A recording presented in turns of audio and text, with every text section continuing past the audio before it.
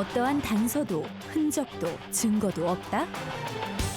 타살이 의심되는 사망자만 있을 뿐 무려 한 달 반 피의자와의 쫓고 쫓기는 추격전. 과연 그 결과는? 전라남도 화순경찰서 강력 1팀을 만났습니다.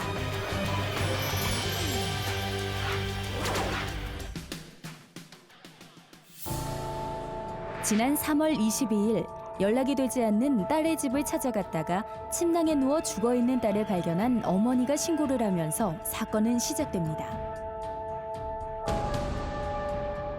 살해 흔적도 없고 단서도 없고 참 꺼림직하긴 한데 우리가 최대한 조금 더 확인해봐야 되지 않겠어? 현장을 둘러본 형사의 촉과 작은 방은 원래 잘 쓰지 않는다는 유족의 증언. 경부에 미세한 사큰이 관찰된다는 검시관의 의견에 따라 부검을 실시하는데요. 최초에 현장과 그 사체를 보고 약간의 타살 의심이 돼서 부검을 의뢰했는데 사인 불명으로 국가수 결과가 나왔습니다. 팀장님 이거 아무래도 좀 찝찝한데요? 한 번 더 확인을 해봐야 될 것 같은데요. 그러면 처음부터 다시 한번 꼼꼼히 살펴보자고요. 모든 상황을 다시 한번 조사해보기로 한 화순경찰서 강력 1팀. 딸이 사귀는 남자가 있었다는 어머니의 진술을 추가로 확인하는데요. 피해자분은 남자친구가 있는 걸로 확인되었습니다. 그 남자친구는 어머니 댁하고도 교류가 있었던 걸로 확인되었기에 일단은 그 남자친구를 용의자로 두고 그 행적을 추적 수사했습니다.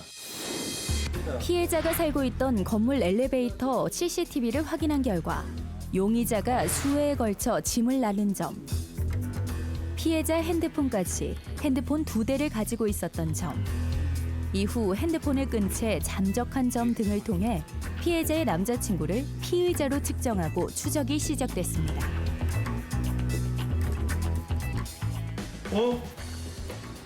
무슨 일이야? 차량이 바뀌었는데요? 그래? 렌터카 회사에 확인해봐야 되겠는데? 기존에 피의자가 타고 간 차량은 장기 렌트카 차량이었는데 그 피의자 살고 있던 아파트 CCTV를 보았더니 차량이 바뀐 것을 보고 직감적으로 피의자가 도주를 위해서 차량을 바꿨구나 생각했습니다. 인터넷 접속 기록, 렌트카, 전화 기록 탐문, 금융 등 모든 방법을 동원해 추적했지만 피의자는 번번이 형사들의 추적을 따돌리며 도주했고 지난 3월 25일 포항에서 렌트카를 반납 후 잠적해버렸습니다. 하지만 휴대전화 통화 내역 분석을 통해 또 다른 렌트카를 타고 도주한 정황을 파악하게 되는데요. 포항에서 렌트해 서울로, 또 전주, 김해, 부산, 포항으로 전국을 돌며 치밀하게 도주하던 피의자. 뭐라고? 돈을 빌려달라 했다고? 보조자금이 떨어졌나 본데요? 그래? 그럼 이렇게 한번 던져볼까? 제보를 입수한 후 즉시 피의자의 계좌에 공작금을 입금, 피의자의 반응을 기다렸는데요. 피의자가 도주 자금이 떨어진 것으로 판단되어 유인 검거하기 위해서 돈을 입금한 것입니다. 대전지방경찰청과의 공조수사로 주변 CCTV 등을 분석. 시내버스를 타고 도주한 사실을 확인하는데요.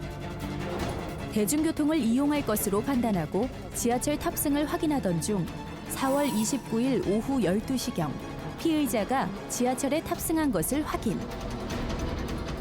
대전지방경찰청 6개서 형사들이 총출동해 대전 서구 소재의 한 백화점에서 피의자를 검거할 수 있었습니다.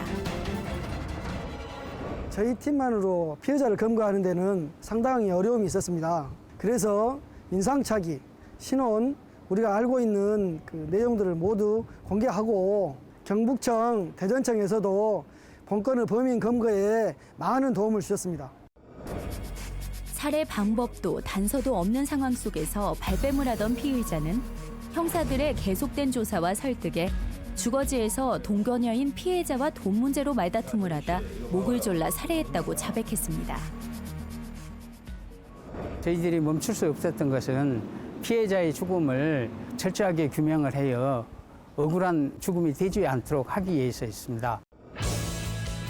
단순 변사 사건으로 종결될 수 있었던 사건을 약 한 달 반 동안 쉬지도 않고 매달린 형사의 의지와 적극적이고 실질적인 공조가 있었기에 범인을 검거할 수 있었는데요. 오늘도 국민들의 안전과 피해자의 억울한 마음을 풀어주기 위해 전국의 형사들은 쉼없이 달리고 있습니다.